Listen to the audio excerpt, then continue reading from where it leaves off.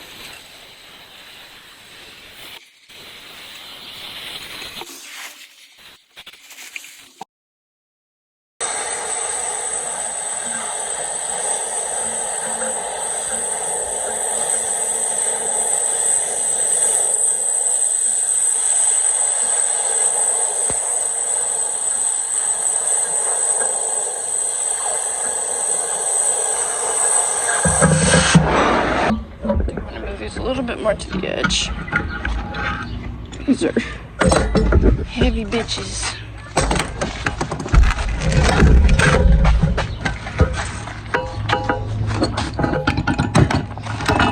Just clamping on the end here.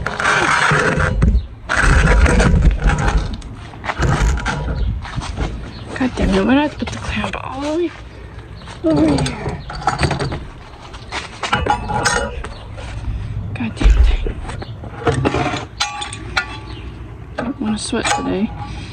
But here I am. Here the fuck I am. Working. Always working. Wyatt, get over here! There we go.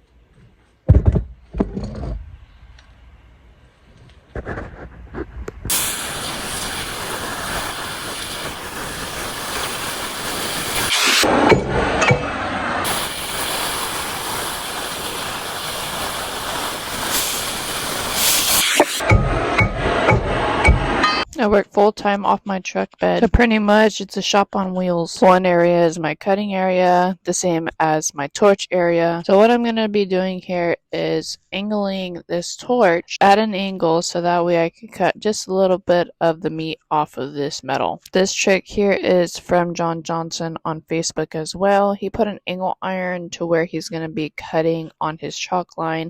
Then he put the sledgehammer on the bottom of it as if he were to cut something, so I just did the opposite. It just gave me more leverage from the cones. I need to get a bigger and wider angle iron, but for now this here will do.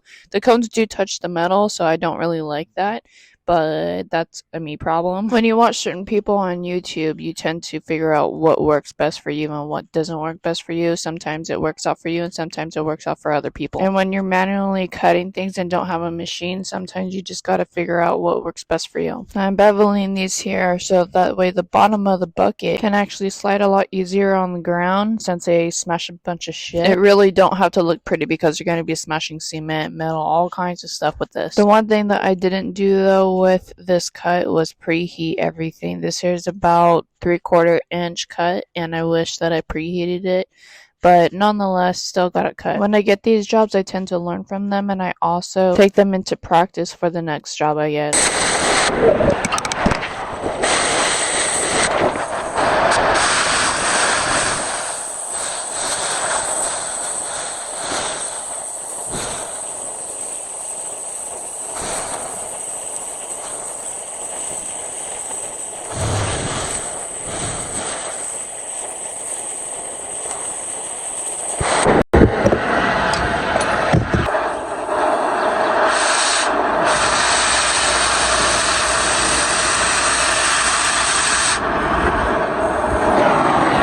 Junkyard.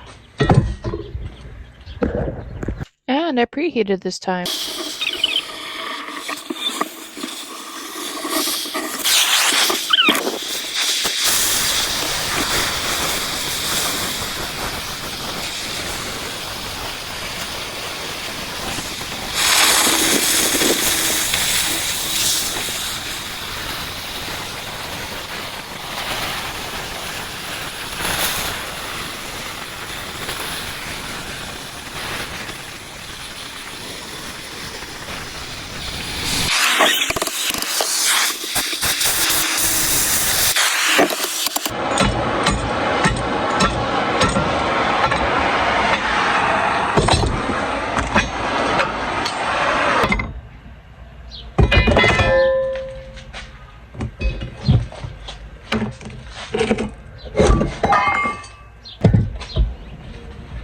Doesn't need to be perfect, but I always think of job as an option to just get ahead of real life.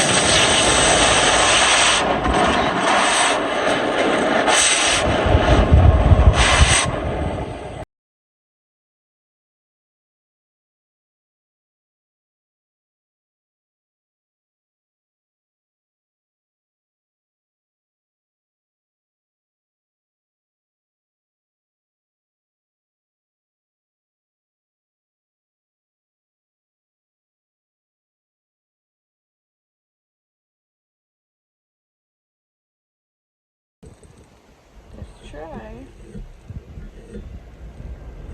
to get those cut straight.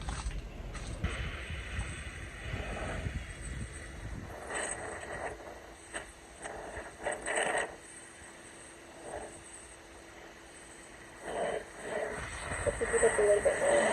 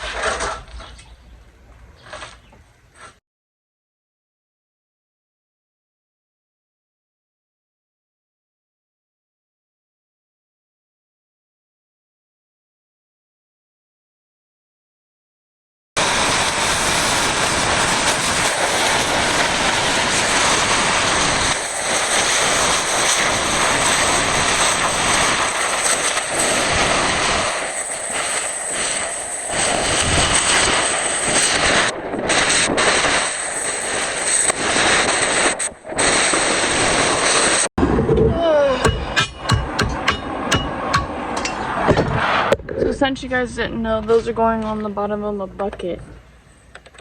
And all these videos that I'm putting up right now are part of that bucket. So you guys can kind of figure it out, right? Don't have to be perfect. It's gonna be slimy shit around. This is what I cut, and I'll let this sit overnight. Yeah, I have two. And those are what's going on the bottom of the bucket. These are 2 inches thick, and I just beveled them for shits and giggles. And then on Monday, we're gonna go there and weld those on with the welder.